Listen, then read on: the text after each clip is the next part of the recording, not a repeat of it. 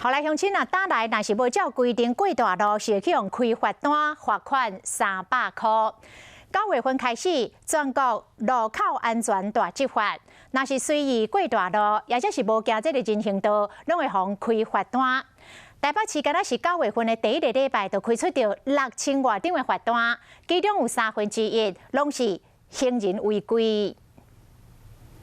巡逻员警停落来问，毋是针对伫红线临时停车的车辆是手牵手躲过车路的情侣，因为因乌白过车路无行人行道，都是9月份全国路口安全大执法的重点处理项目之一。只好乖乖接300块的罚单，重点是针对行人无依照规定行行人穿越道，无依照标志标线号志，也是手势指挥行过车路，拢被罚300块。去机车驾驶无让行人先行，也是转弯的时无暂停让行人上悬，拢会使罚3600块。红灯正罚会使罚1800块，弄红灯行啊有可能被罚款5400块。台北市敢若9月份第一礼拜就开出6611张的罚单，花莲针对行人嘛开200几张。分项限制线啊，这个所谓的双黄线啊，那民众啊是禁止